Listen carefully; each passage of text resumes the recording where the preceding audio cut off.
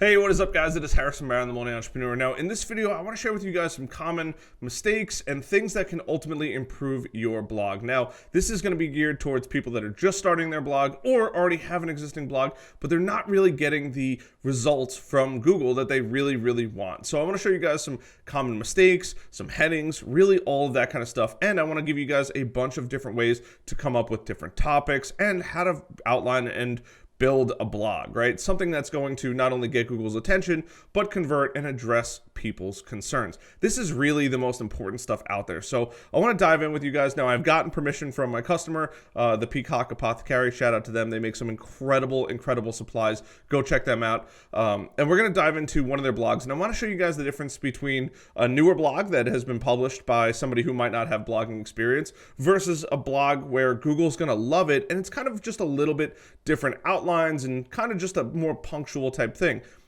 Tremendously powerful for Google, tremendously powerful for the reader experience, kind of draws your eyes in certain places and things like that. And then at the end of the video, I want to show you guys a tool that we use here at my agency, Growth Generators, that will help you tremendously when it comes to building a blog. Now, by all means, it's totally up to you guys if you choose to use the software, but it happens to work really well for us. So without further ado, let's jump into the website here. So right off the bat, we have the Peacock Apothecary, and this is one of the blogs that she has. Now, I'm not going to show you guys the whole website and things like that. I just wanted to jump right into this. Now, this is built on Wix, and it doesn't particularly matter what platform you use to build your blog, right? All platforms are really great, honestly, for blogging at this point. Wix has done a tremendous job. Squarespace, obviously, we have the best of the best, which is WordPress. If you watch my other video, I would even argue to say Webflow is just top-notch when it comes to blogging and SEO and that kind of stuff. But honestly, Wix does a great job. We've had some incredible results with this. But this is one of her blogs, and it's actually a really well-written blog. And she's talking about homemade lip balm, and she actually gives you a recipe that you could try at home.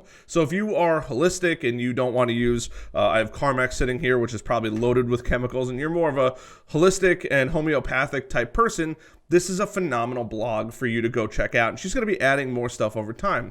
But we were just going over this, and quite honestly, there's a couple things that she could tweak to make this so much better. Now, the article itself it's so good. She does a ton of research. She actually talks about her research in here. She really talks about the whole process and really what you need to do. She's got some cool little pictures in here, right? There could be more pictures that go throughout the process, but once again, one of her earlier blogs and things like that. But if you look, I mean, there's a GIF in here, there's a couple images, but there's nothing that really jumps out at you, right? And that's the difference, I think, that most people don't necessarily realize when it comes to blogging for themselves and writing a basic blog versus something where at my agency, we take pretty seriously. So you'll see in here, there's infographics, right? There is links out, there's bold, there's multiple different kinds of bold, right? You have this bold, you have headings bold, kind of really draws your eye in certain areas, right? Any serious IT company is using email marketing, right? And not only that, but it's also linking out, and this is something that might be more difficult when you're beginning your blog, but it's linking out to other articles. And that's something that a lot of people don't necessarily do in their blog, is actually showing, hey, by the way, any serious IT company, right, that this is a link that they probably should click on. Content upgrades can bring you tons of subscribers. All of these kinds of things that will absolutely change not only your reader's experience, but maybe they don't want to read this whole article, which is content marketing for IT companies. They might want to read something more specific. So maybe it's video content, right? So you have perfect video intros, focus on YouTube, optimizing your videos, embrace email marketing, right? Like, these are all different things where maybe that person just wants to know one certain thing about, one specific topic. So what about scaling your marketing efforts? What are some different ways? Newsletters, long form blog content. Ironically, that's what we're talking about, right? Long form YouTube videos, flagship courses. This is probably going to be a longer format YouTube video because we are going to go deep into this. So right off the bat, you see a bunch of different things, publishing authoritative content, right? You can easily browse through this whole thing and find the information that you're looking for, right? Work with industry experts. Like, that is the benefit of knowing how to structure a blog and things like that. Now, is there a defined structure and things like that? Not always, but I'm going to show you the tool at the end of this that will actually help you tremendously when it comes to this kind of thing. But if you look, I mean, there's tons of bold, there's all this kind of stuff. Where on this one, it is a really, really good article. It's just missing those like quick, let me grab that reader's attention. So some of the things I want to cover in here are just basic blogging etiquette techniques and things like that. So right off the bat, right, we have a bunch of stuff. I captured a screenshot of the recipe on my phone, right? 9 a.m., right? It talks all about these different things, but right off the bat, it's actually hard to find the recipe if you didn't know what you're looking for. So we could just change this to a couple different things. Number one is this should be a heading. Now it's only giving you in here headings 2 and 3 and paragraph. Now the reason why that is because Wix limits that heading to only the title of your blog, and this is really important for SEO. These headings are H1s, H2s, and in many cases H3s, H4s, H5s. So if I go into my SEO minion up here and I do my analyze on page SEO, by the way, SEO minion is phenomenal, you'll see that there's a bunch of different H2s, some H3s in here, and even H4s in here. Whereas on this article, there's probably only one H2 and maybe a couple or one H1, a couple H2s, and probably no H3s on here, which is fine. I mean, this is a new blogger and things like that, and that's why we're making this video, to show how some of these changes not only make it a little easier to read, but also will draw your eye in at certain places, will show you, hey, you know, read this if you're looking for this kind of information. So not only are we going to change recipe, right, but we're going to change recipe probably to a heading 3, right, but recipe for homemade flavored, and this is gonna be, I don't want to spell it wrong. It's chapstick lip balm. That's what it is.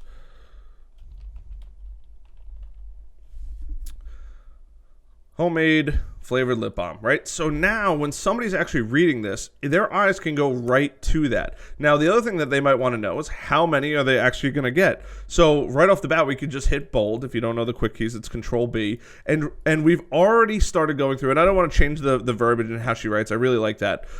But now we know if we hit publish on this, right, or preview better yet, your eyes should immediately go to the recipe, which is ultimately why you're there. So everything else doesn't matter. Yes, it's definitely important, but people are looking for that recipe, right? Recipe for homemade flavored lip balm, and it makes approximately, 12 1.15 ounce lip balm tubes, right? So right off the bat, just that single change makes a tremendous impact. Now, there's other areas where we can go through and break down the whole thing, but this is all different stuff that we can go through and say, hey, you know what? This is what we need to focus on. So we have the title, right? As you all know, I love making natural products, right?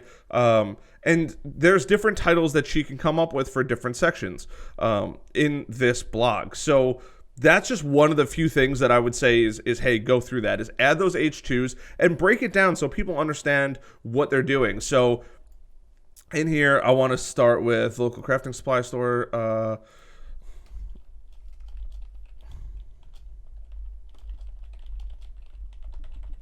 Lip balm making process, homemade. And the reason why I'm doing homemade is because it is an at-home recipe. And if I don't do homemade, Google doesn't actually know what is going on or what this entire article is about, right? So while swiping through last night, I came across a simple recipe, homemade, she talks about her whole process of how she went to the store, right? She got all the supplies ready in her kitchen, and she spent her time working on the recipe and actually making this. So I want people to know when they're going through this, hey, what's the process look like? Oh, this is her process to figuring it out, right? Here's the exact recipe for this. And then in here is going to be, I remove the hot oil filled glasses, right? This is the step-by-step process.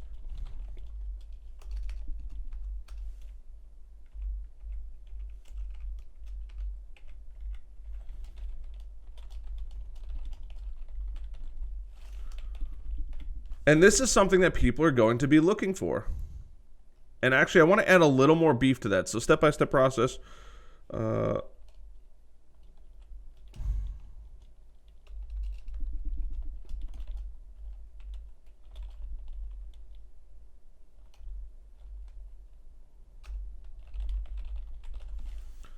And I was doing some caps on here and some non-caps. I'm going to go back and I'm just going to add caps to all of the first letters. And now this is, we want to change this actually. We want to get rid of that bold. We want to get rid of that italicized. And then we want to make this a heading 2. And the reason why we want to make it a heading 2 is because we want Google to know that, hey, this is the step-by-step lip balm making process that Google needs to see physically. It needs to know that, hey, this is a heading. This is really, really important. And when it sees that, literally these 2 changes can help her tremendously when it comes to Google, because without those changes, Google might understand that it's the step-by-step making process, but just by adding those things in here, now we're really kind of telling Google, hey, by the way, these are the areas that people really want to pay attention to, right? So we have the step-by-step process, right? We have the homemade lip balm making process, right? But this is step-by-step. This is exactly what you have to do. And that is really what the most important parts of it is. So she talks about her struggles in making it. It took about 2 to 3 minutes. Everything melted down, right? And maybe figuring out where that step-by-step process is probably something that we might have to go through and tailor and maybe customize a little bit on this blog. But just those things alone are going to tell Google, hey, by the way, this is the step-by-step making process when it comes to your blog and what people can expect when they read that blog.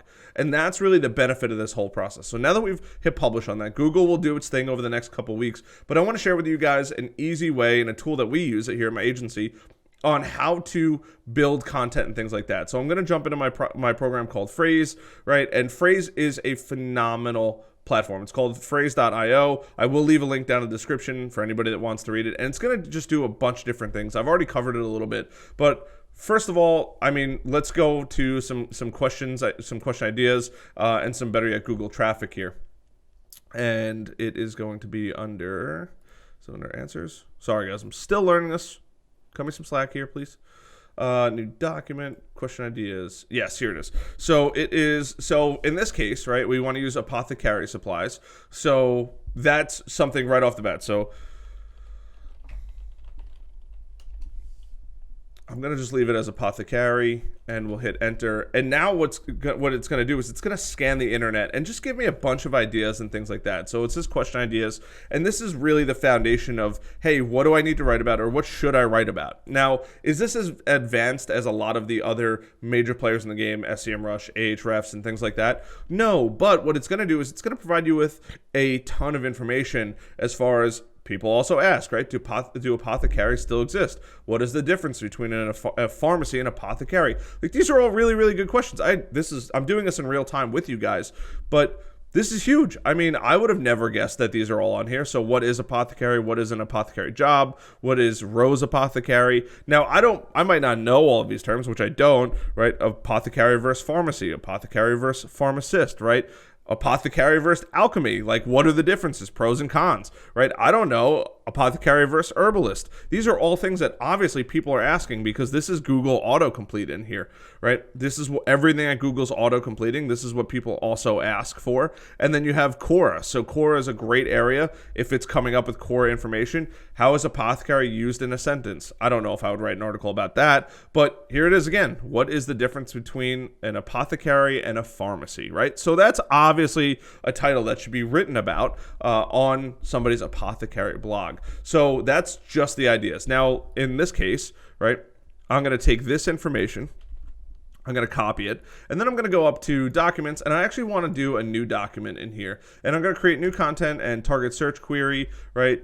Difference between, I'm just going to leave out the what is the difference, so difference between apothecary and a pharmacy, right? And save in folder, I'm just going to save it in general and create the document. And now what it's going to do is it's going to scan the internet for basically everything like that. So you'll see a bunch of information as it scans. Typically takes about a minute or so. And this is where it's going to kind of pull all the information. This is like some super secret sauce stuff, because if you want to rank on Google, this is the process that you could be going through. So it's pulling through, it's going through all this information and making sure, hey, what is good information, who's ranking on Google, what is in those ranks, and it's going to spit out a bunch of information. So if I was to write a blog about this, what is the difference between an apothecary, right? So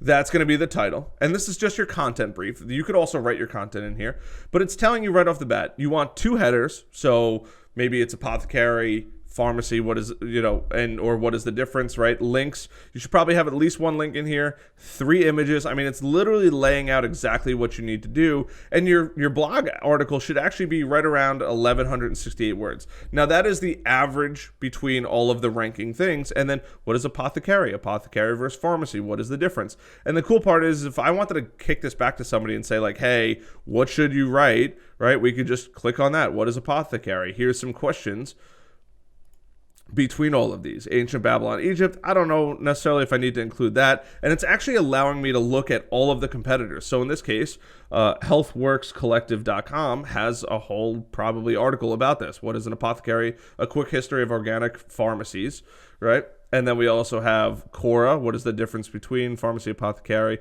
We don't really need any of that. 3 differences between compounding and retail pharmacies. I don't know if that's necessarily applicable here. Maybe there is a little history, right? History. This is now the second or third time history has shown up here. Apothecary works as a gateway to women as healers. Okay, interesting. And about this blog, and it's doing its best. Now, this is definitely a low competition area, so there's not going to be as much information, but like when we do stuff in my agency where we're focusing on things like content marketing for IT companies, it spits out tons of information. There's a lot to go through in here. But obviously, on this specific topic, there is really not that much made, which gives a huge, huge void in saying, hey, if you own, hint, hint, if you own this apothecary and many other industries, you'd be surprised how little competition there is in a lot of industries. But you can go through and say, okay, great. What do I need to do, right? There's obviously a conclusion on here, so I definitely want to make sure there's a conclusion on here. Home, customer testimonials, the difference, right? Obviously, that should be in here. And you're going to go through and manipulate this, but these are just the headings that other people are using, and just to get some ideas. Now, I don't recommend copying verbatim what these are, but I definitely would say looking at what your competition is doing is a huge advantage compared to most people, right? Then you have your topic scores. Once you start writing it, it'll tell you, hey, you need to add more words in this one or add less words. So pharmacist, right? Apothecaries, you should probably write that 6 times. Pharmacies, 5 times. Drugs, 0, 2. Medicines. And it's going to give you a list of kind of all the words that it thinks you should include in your article. And this is going to give you the best probability for ranking on Google. Same thing with questions. If you're looking to, hey, what are some of the questions that people are asking? So you have Reddit, you have Quora. People also ask, how compounding medications are made?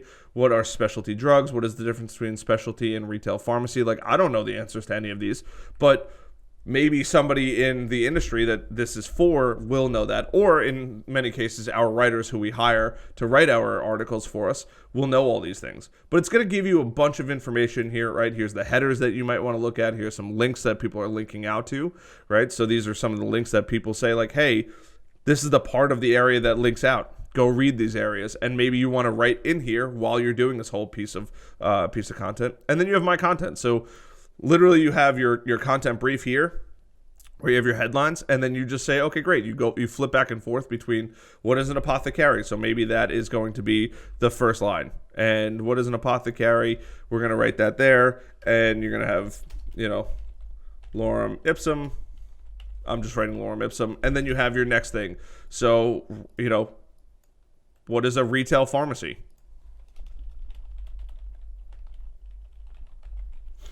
All right, more lorem ipsum in here. I'm just going to copy this down. And obviously, when you're writing this, you're not going to write lorem ipsum. You're going to write down the actual answers. What is the difference between an apothecary versus a pharmacy, right? These are all really good things to go through, and this is kind of how you want to structure your blog. So not only are you creating content for your reader, but also you're creating content that Google can scan quickly, understand what it's about, and when your reader's going in there, hey, I just want to know the difference between an apothecary and a pharmacy, right? But maybe there's more information that they want as far as what is an apothecary versus what is a retail pharmacy. So maybe they'll go through and read the retail pharmacy area or the apothecary area, or potentially, what are the differences? What are the similarities between the two? And really a fully formatted article. Now, I would definitely say don't let this article leave your, writing it until you've hit the minimum of 1,600, or better yet, 1,168 words.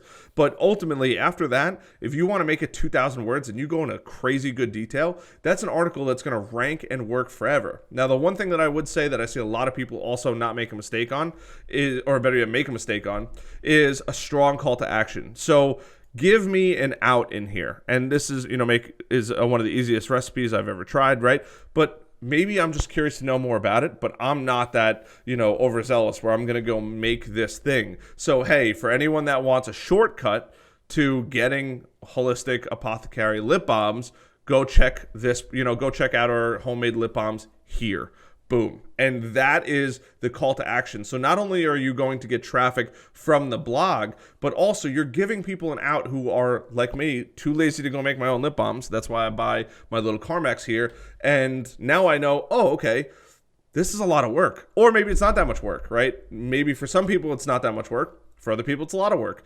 So now it says, oh, you know what? If this is too much work for you, go through and just buy our products. Here they are, right? And that's really the thing that I think most people either fail to do and things like that on the blog, right? Did you enjoy this? Sign up for our email list, right? Right into our HubSpot account. This is really where the value is, that strong call to action. If you're running into problems implementing this, hand it off to a marketing company, contact us today, right? That strong call to action. And I think that is what a lot of people miss when they're writing blogs. Having the right format and the right structure is really, really important. But not only that, give people an out. Give them, hey, if this is too much to do, somebody's going to read our SEO blog and be like, well, this is a lot. I don't want to do that. Great, call us. We will solve your problems for you. And in this case, the lip balm, right? Give somebody an out. Say, hey, by the way, here's our favorite lip balm products. Or, hey, this is what we made this week. Or, try this, buy this exact recipe. So instead of me making it myself, why don't I just pay somebody to mail it to me, and now I have a new product? So these are all things to think about. These are all things that are going to tremendously help transform your business. And when you implement that call to action, guess what's going to go up? Your sales and your money and all that kind of stuff. So it doesn't necessarily matter if it's a B2B or B2C. Put in that call to action. Every article should have a call to action. Give people the out, because not everybody wants to do the work. And that's why. You're not trying to sell them on anything, but give people the out. Hey, if you don't want to drive across country, we have these things called planes. If you don't want to put the effort in to make lip balm, buy it. Don't spend your time on it, because maybe it's too much work for me to go out and get the beeswax and the flavoring and the, following along the recipe that she has, right? And the coconut oil virgin and the sweet almond oil and the shea butter, right? I don't know where to buy any of these things.